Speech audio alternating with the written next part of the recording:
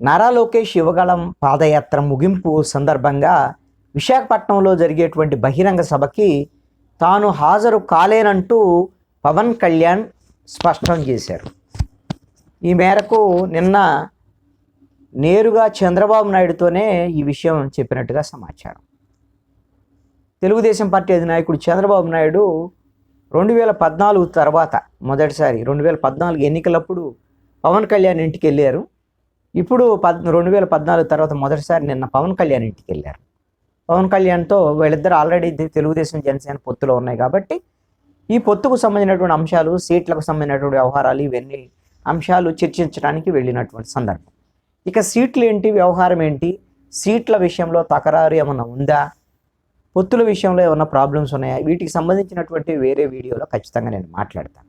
అయితే నారా లోకేష్ యువగళం పాదయాత్ర ముగింపు సభ ఇది ఎన్నికల సమరశంకంగా ప్రతిపక్ష పార్టీలన్నింటినీ కూడా ఒకే వేదిక మీదకి తీసుకొచ్చి ప్రధానంగా తెలుగుదేశం, జనసేన, వైఎస్ఆర్ కాంగ్రెస్ పార్టీ ప్రభుత్వానికి వ్యతిరేకంగా ఎన్నికల్లో అవలంబించాల్సినటువంటి వ్యూహాలు ఏమిటి, ఈ ప్రభుత్వము ప్రజా వ్యతిరేక విధానాలు ఎలా ఉన్నాయి, ప్రజల్లో ఏ విధమైనటువంటి ఇబ్బందులకు గురవుతున్నారు, రేపు ప్రభుత్వం తెలుగుదేశం జనసేన ప్రభుత్వం ఏర్పడితే ఏ విధమైనటువంటి సంక్షేమ పథకాలతో ప్రజారంజకమైనటువంటి పాలన అందించబోతుంది అని ఇవన్నీ చెప్పటానికి ఒక వేదికగా ఈ యువగళం పాదయాత్రకు సంబంధించినటువంటి విశాఖపట్నం సభని ఎంపిక చేసుకున్నారు తెలుగుదేశం పార్టీ వాళ్ళు.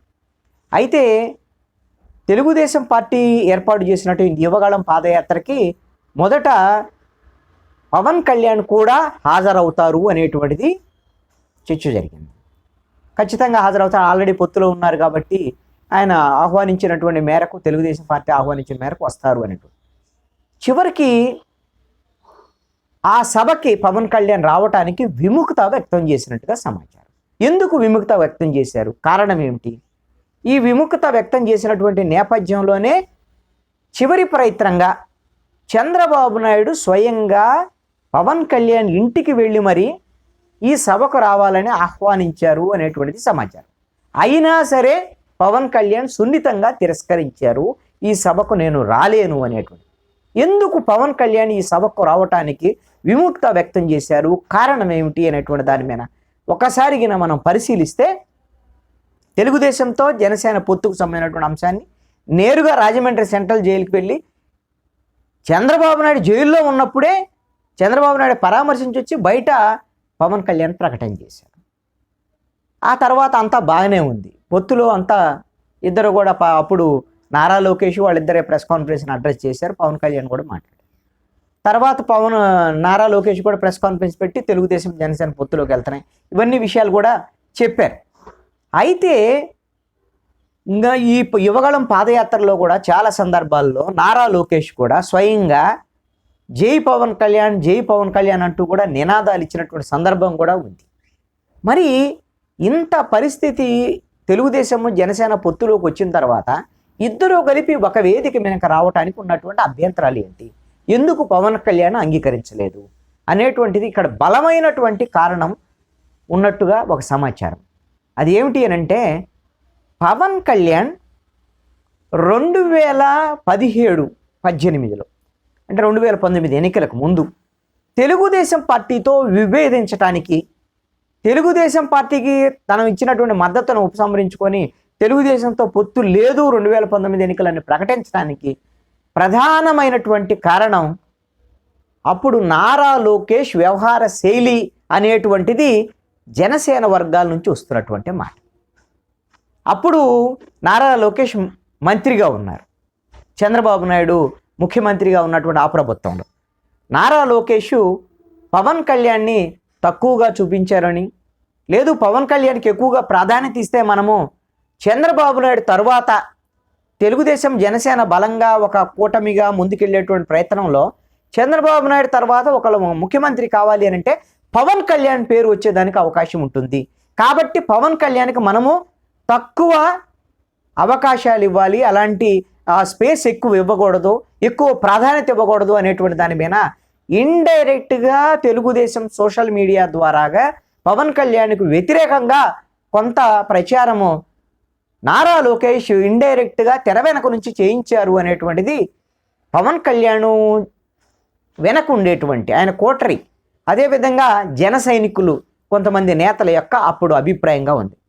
అందుకనే పవన్ కళ్యాణ్ మొట్టమొదటిసారి తెలుగుదేశం ప్రభుత్వం మీద వ్యతిరేకంగా నాగార్జున యూనివర్సిటీ ఎదురుగా పెట్టినటువంటి బహిరంగ సభలో తీవ్రమైనటువంటి విమర్శలు అప్పుడు మంత్రిగా ఉన్నటువంటి నారా లోకేష్ మీద చేశారు. నారా లోకేష్కు సంబంధించినటువంటి అవినీతి, ఆ ప్రభుత్వ అవినీతికి సంబంధించినటువంటి అంశాల మీద ఎక్కువగా చేశారు.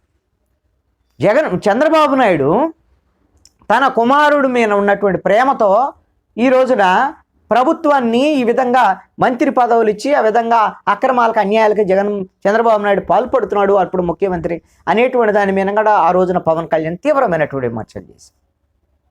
దీంతో గ్యాప్ ఏర్పడింది. 2019లో తెలుగుదేశం జనసేన పొత్తులోకి లేకుండా విడివిడిగా పోటీ చేసినటువంటి పరిస్థితి. తెలుగుదేశం కూడా అనుకున్నది, జనసేన వెళ్తే వెళ్ళింది, ప్రభుత్వ వ్యతిరేక ఓటు చీలితే మనం గెలవచ్చేమో. 2009 తరహాలో ఆ రోజున పిఆర్పి, అదేవిధంగా తెలుగుదేశము, మహాకూటమి ఇవి కాంగ్రెస్ పార్టీకి వ్యతిరేకంగా ముగ్గురు ట్రయాంగిల్ పోటీ జరిగినటువంటి పరిస్థితిలో ప్రభుత్వ వ్యతిరేక ఓటు పిఆర్పి వాళ్ళు చీలిపోయింది. కాబట్టి అప్పుడు కాంగ్రెస్ గెలిచింది, మనం కూడా గెలవచ్చు అనేటువంటి దాని మీద వీళ్ళు కూడా పవన్ కళ్యాణ్ పోతే మళ్ళీ అనేటువంటి దాని మీద పవన్ కళ్యాణ్ని వీళ్ళు టార్గెట్ చేయడం ఇవన్నీ కూడా జరిగాయి. తీరా పవన్ కళ్యాణ్ తెలుగుదేశం పార్టీని ఓడించాలనేటువంటి నినాదం బాగా జనంలోకి వెళ్ళింది. దాంతో పవన్ కళ్యాణ్ ఓడించలేడు కదా ఎట్లాగూ తెలుగుదేశం పార్టీని. అందుకని తెలుగుదేశం పార్టీని ఓడించాలి అని అంటే కాంగ్రెస్ పార్టీకి, వైఎస్ఆర్ కాంగ్రెస్ పార్టీకి ఓట్లు వేయటం మంచిది అనేటువంటి దాని మీద జన సైనికులు కూడా కొంతమంది వైఎస్ఆర్ కాంగ్రెస్ పార్టీకి ఓట్లు వేశారు. దీంతో 50% ఓట్లు వైఎస్ఆర్ కాంగ్రెస్ పార్టీకి వచ్చినటువంటి పరిస్థితి ఉంది. ఆ విధంగా ఏర్పడినటువంటి గ్యాప్ 2022 మార్చి 14వ తేదీన పవన్ కళ్యాణ్ జనసేన ఆవిర్భావ సభలో ఆంధ్రప్రదేశ్లో వైఎస్ఆర్ కాంగ్రెస్ పార్టీ ప్రభుత్వం పోవాలి, ఆంధ్రప్రదేశ్లో ప్రభుత్వ వ్యతిరేక ఓటు చీలకూడదు, ప్రతిపక్ష పార్టీలన్నీ కూడా ఏకతాటిపైకి రావాలి. గతంలో తెలుగుదేశం పార్టీతో ఉన్నటువంటి విభేదాల మాట వాస్తవమే, విభేదాలు ఉన్నప్పుడు అప్పుడు ప్రభుత్వంలో ఉన్నప్పుడు విభేదాలు ఉన్నాయి, ఇప్పుడు ప్రతిపక్షంలో మేము కలిసి పనిచేయడానికి ఇబ్బంది లేదు అనేటువంటి ఒక సానుకూలమైనటువంటి అంశాన్ని ప్రకటన చేశారు.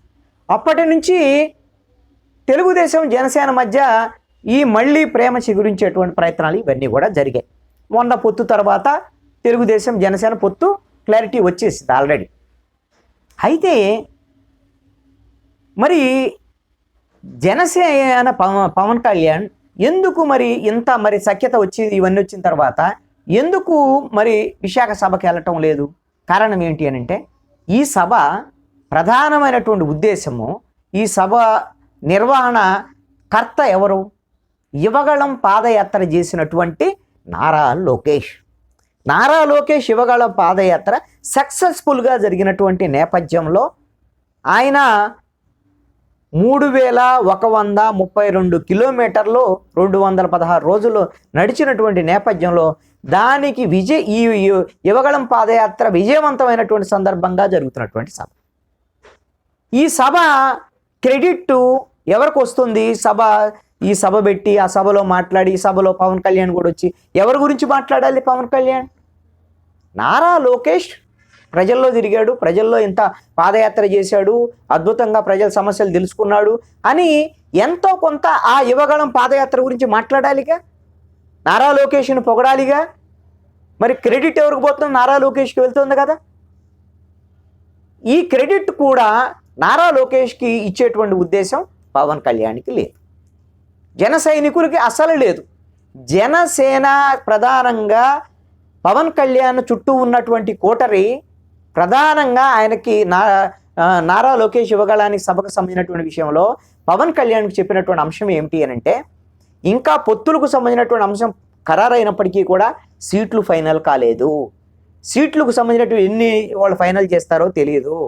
అదేవిధంగా ఇప్పుడుగైనా మనం వెళ్ళి ఆ సభలో పాల్గొని వైసీపీకి వ్యతిరేకంగా తెలుగుదేశం పార్టీతో మమేకమైనట్టుగా మాట్లాడితే రేపు పొద్దున సీట్లకు సంబంధించినటువంటి విషయంలో ఏదైనా సరే తెలుగుదేశం పార్టీ ఏదైనా తకరారు చేస్తే, మనకు అన్యాయంగా చేసినటువంటి పరిస్థితి ఉంటే అప్పుడు మనం పొత్తు నుంచి వెనక్కి రాలేము.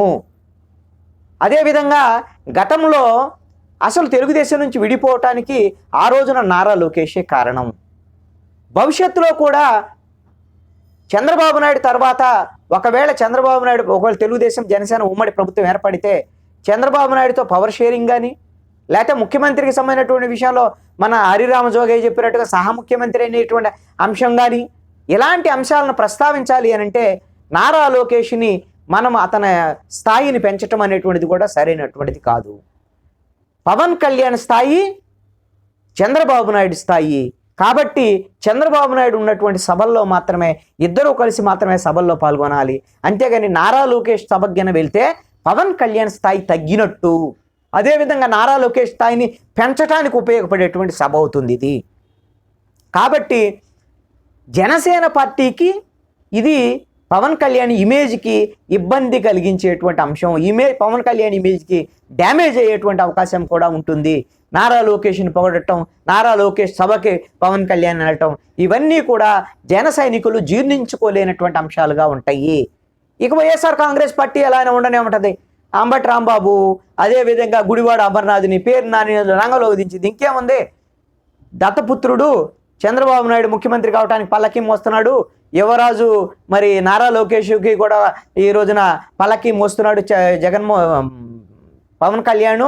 కాబట్టి ఇక వాళ్ళకి పల్లకి మోయటమే, వాళ్ళని పొగట్టమే ఇతని పని అని ఈ విధంగా మాట్లాడటం ద్వారా జన సైనికుల మనసుల్ని మరింత విరిచివేసి జనసేనకు దూరంగా చేయటం, జనసేన తెలుగుదేశం పొత్తుకి వాళ్ళు అంగీకరించినటువంటి విధంగా మానసికంగా వాళ్ళని జన సైనికుల్ని జనసేనకు దూరం చేసేటువంటి ప్రయత్నం వైఎస్ఆర్ కాంగ్రెస్ పార్టీ చేసింది. ఇలాంటి అవకాశం మనం ఎందుకు ఇవ్వాలి? కాబట్టి ఈ యువగళం పాదయాత్ర ముగింపు సభకి వెళ్ళకపోవడమే మంచిదనేటువంటి దాని మీద పవన్ కళ్యాణ్కి వాళ్ళు చెప్పిందే ఆ కోటరీ కానీ జనసేనకు సంబంధించినటువంటి వాళ్ళ సలహాదారులు కానీ పవన్ కళ్యాణ్కి ఇవన్నీ చెప్పారు. దీంతోనే పవన్ కళ్యాణ్ ఒక నిర్ణయానికి వచ్చాడు. అంతకుముందు వెళ్ళాలి అనుకున్నటువంటి మాట వాస్తవం, ఉమ్మడి సభలు పెట్టాలి, ఉమ్మడి సభలు నిర్వహించాలి అనుకున్న మాట వాస్తవం. అది యువగళం పాదయాత్ర నుంచి మొదలైద్దని అందరూ అనుకున్నటువంటి మాట వాస్తవం. ఎప్పుడైతే ఇక ఈ విధమైనటువంటి ఇది వచ్చిందో ఆ విషయం చంద్రబాబు నాయుడికి సమాచారం రావటం, ఒకసారి పవన్ కళ్యాణ్ ఇంటికి వెళ్ళి పిలిస్తే వాళ్ళ జన సైనికుల యొక్క ఇగో కూడా సాటిస్ఫై అవుతుంది. పవన్ కళ్యాణ్ కోసం చంద్రబాబు నాయుడే ఇంటికి వచ్చాడు, ఆహ్వానించాడు కాబట్టి పవన్ కళ్యాణ్ సభకు వచ్చాడు అనేటువంటి విధంగా ఏమన్నా పవన్ కళ్యాణ్ వింటారేమో, సభకు వస్తారే అనేటువంటి విధంగా ఒక ప్రయత్నం చంద్రబాబు నాయుడు చేశారు. కానీ అయినా సరే ఆయన ఎట్టి పరిస్థితుల్లో నాకు వేరే ప్రోగ్రామ్స్ ఉన్నాయి, ఎన్నికలు సమీపిస్తున్నటువంటి వేళ మేము పార్టీ ప్రోగ్రామ్స్ పెట్టుకున్నాం కాబట్టి ఈ సభకు నేను రాలేను అని చెప్పేసి ఇప్పుడు ఉన్నటువంటి సమాచారం మేరకైతే చంద్రబాబు నాయుడికి ఆ విధంగా సున్నితంగా తిరస్కరించినట్టుగా పవన్ కళ్యాణ్ సమాచారం.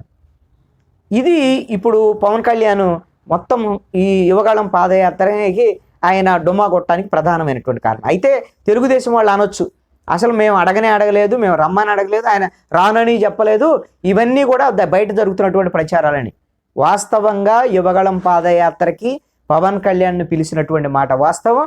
అదేవిధంగా మిగతా అన్ని పార్టీలకు సంబంధించినటువంటి వాళ్ళని ఎక్సెప్ట్ వైఎస్ఆర్ కాంగ్రెస్ పార్టీ అందరినీ పిలవాలని నిర్ణయించినటువంటి మాట కూడా వాస్తవం.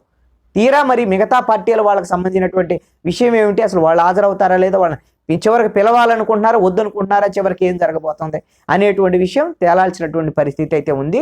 ఇప్పుడు ఈ యువగళం పాదయాత్ర ఈ ముగింపు సభకు మాత్రం పవన్ కళ్యాణ్ హాజరు కావటం లేదు అనేటువంటిది మాత్రం ఇప్పటి వరకు ఉన్నటువంటి సమాచారం.